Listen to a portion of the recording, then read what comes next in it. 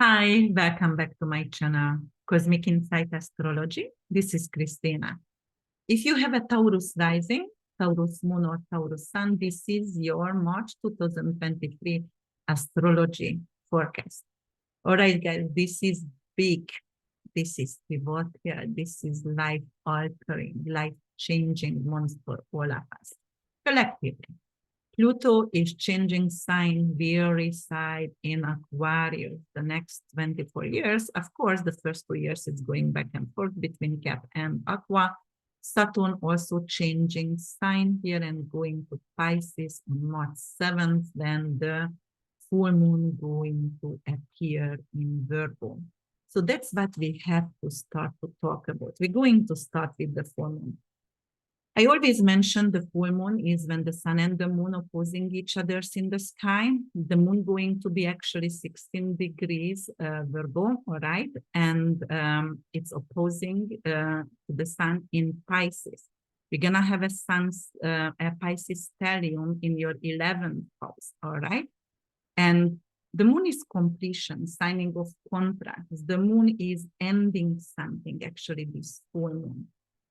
And it's like finishing a task, for example. So actually it's going to trine, look, with Uranus in your first house, because you are Taurus and Uranus being here for a long time already.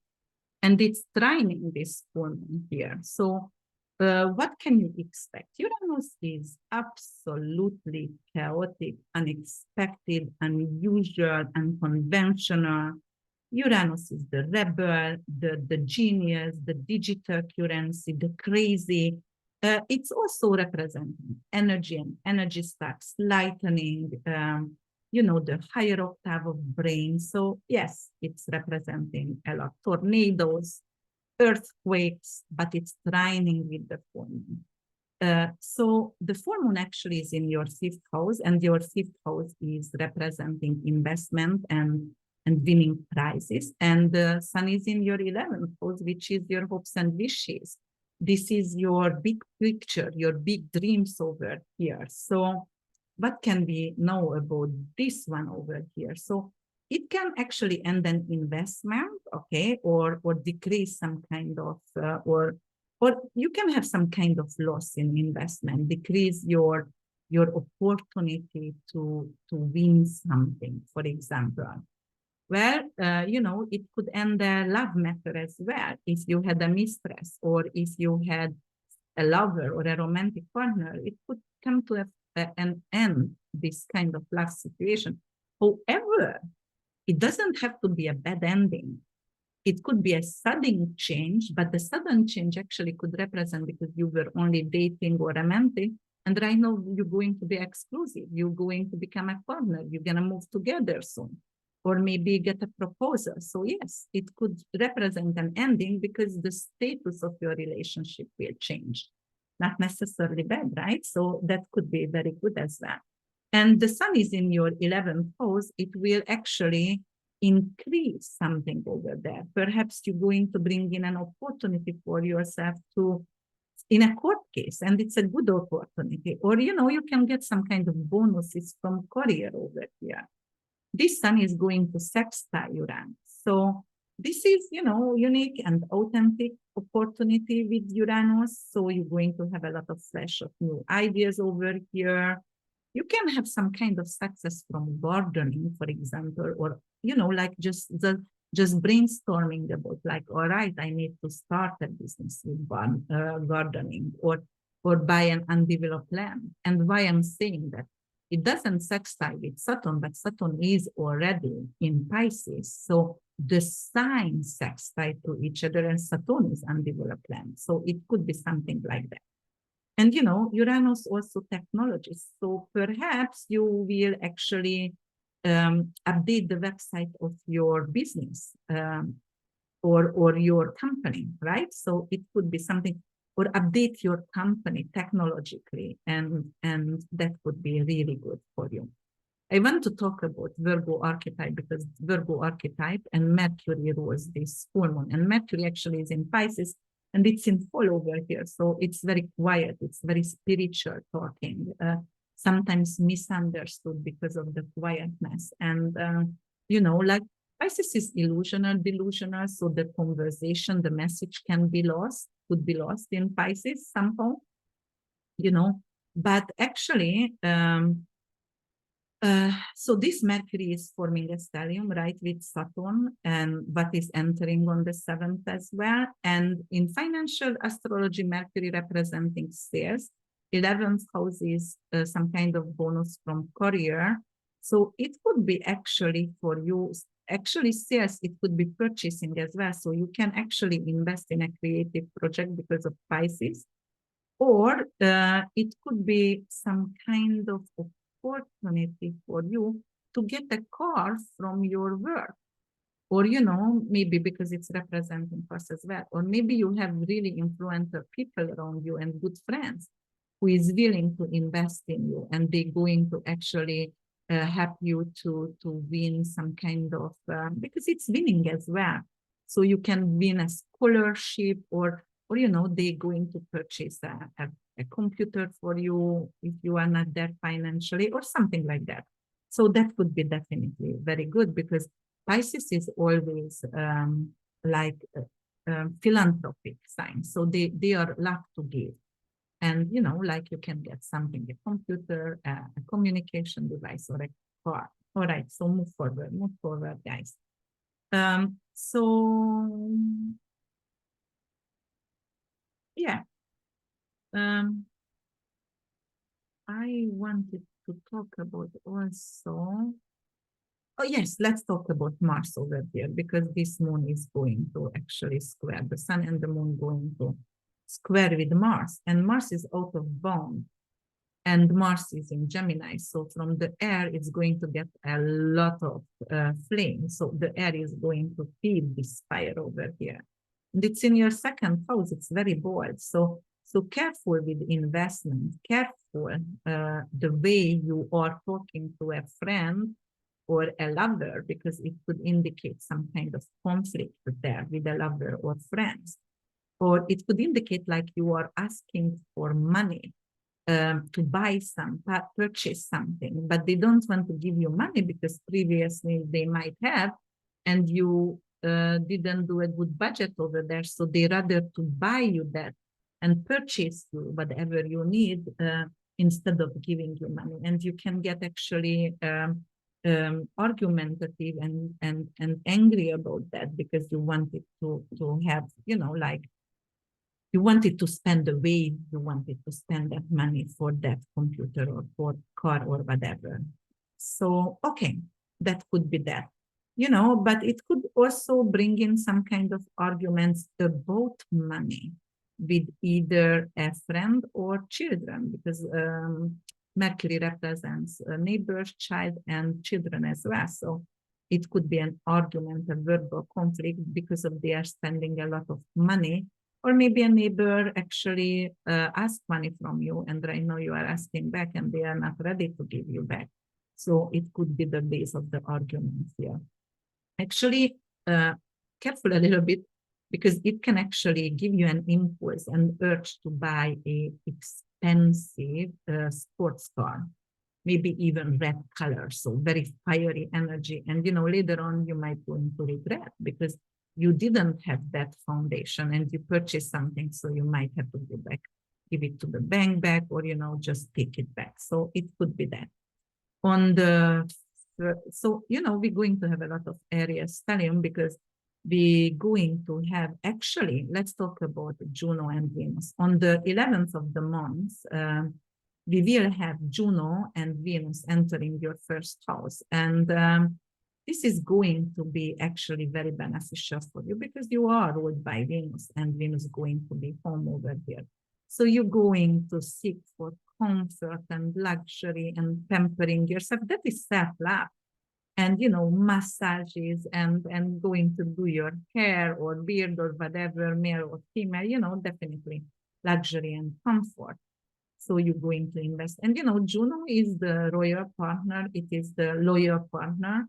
It is your soulmate. So actually it could be like you are going to be treated very well by your partner, by your soulmate. So yes, so Juno and Venus in the first house going to be positive for you, beautify you. And on March 19th, we're going to have actually Mercury finally leaving Pisces, coming to your 12th house, but it's still hidden here, right? Because that is Pisces house actually. So, communication still not what it's supposed to be. And the 20th sun will ingress areas, your hidden matters, as we said about that. And it's going to become a stellium over here, hidden matters, everything with unprivileged, everything with prison, hospice, hospitals, vacation renters, everything with working behind the scene, maybe photography, maybe war photography actually could indicate that, like if you want to be a camera war photographer. And we're going to have a new moon in 0 degrees. That's the world axis. That is very karmic energy over here, a new beginning in your 12th house. So you might going to seek for a therapist over here, or you might want to invest in actually matters. Or, if you are a prison guard, marine therapist, or a drug representative, or work in a hospital or orphanage, it could be very good to move forward for that energy. And actually you can get hired on these fields as well. Or, vacation rental business if you want to start. Yes. So this new moon is going to sextile Pluto, and Pluto is 29 degrees in your 9th house. So it's something actually abroad. So actually, I really do see you can buy a retreat abroad, an island, or maybe you're going to buy an addiction center or something like that. That could be. Or maybe you're going to get finally your visa, and it's going to be in an island. You are from, I don't know, from Eastern Europe and going to Hawaii and live over there. So, some kind of island could be involved as well. Or going far away countries, over the seas countries, and you get your visa or your citizenship or things like that. Okay, so it's Pluto gonna go to your 10th house, and 10th house actually is your career. This is your reputation. That is your recognition. It's like, it's good. Pluto over there could be a powerful impact on your career. Actually, you can run for office. You can become a politician, or, you might going to change career because that's very transformative. So you might going to become a funeral director or a surgeon doctorate or a researcher, right? Anything with 8th house matters. So a banker, a mortgage banker, something like that. It could be related to that. And let's talk about Mars at the last. So Mars was in Gemini for 7 months, went retrograde and direct over here, got a lot of Earth, and it was out of bounds. So as I said, it was crazy financially back and forth for you. But right now, I'm gonna go to your 3rd house in Cancer. In Cancer doesn't do very well because Mars is fire, Cancer is water. So, either Mars gonna boil the water or the water gonna extinguish the fire, right? So the element. And, works against each other. But 3rd house is siblings, 3rd house is your children also. No, siblings. And because it's in Cancer, that's family. So it could bring in some kind of family issues, or, a heated conversation in family between siblings, or maybe between friends as well. But on the other hand, 3rd house is communication as well. So, you might going to have some kind of,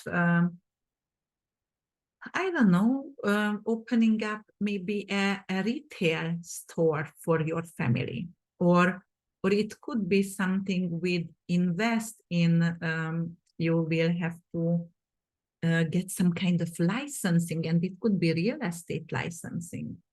So yes, and if you have a grandchild, then it could be actually ending some kind of arguments with with a grandchild, or with your, maybe if you had an ongoing like a lawsuit with a neighbor, it could end that battle with family or neighbor as well. So it could become like, because you're gonna be assertive, you're not going to take for a no, and it could end that situation, either a good way or bad way, but you are like, okay, I'm done over here.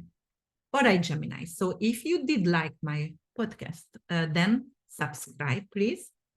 Push the like button, comment below, let me know how did it work out for you. It is, like just thank you or anything, like I'm a Taurus or, whatever it is, because algorithm going to find me there and I can create more video like this. And also share with your family and friends so they can also benefit from my readings and get some kind of guidance over here. And other thing is, if you would like to do a personal reading with me, my website is www.urbanbeach.org. And that is, I also want to promote my book, which is Let's Talk About That. That is written for teens. It's a lovely story, age and preteens 10 till 18, 19. It's talking about the taboos, because there is out children who have no one to talk to, okay, because maybe they lost their parents, or maybe they divorced, or they shy away, or they are not comfortable to talk about taboos. So this book is about death education, sex education. It's about bullying, racism, massive shooting, but with a lot of compassion and how to cope with these situations. So check out in Barnes and Nobles and on actually Amazon as well, and on Kindle as well. So the book is Let's Talk About That. And I got a pen name, which is Uma Kriko. So that's my pen name, and please support me and give me some good review. All right, see you in April. Thank you so much for your attention. Bye for now.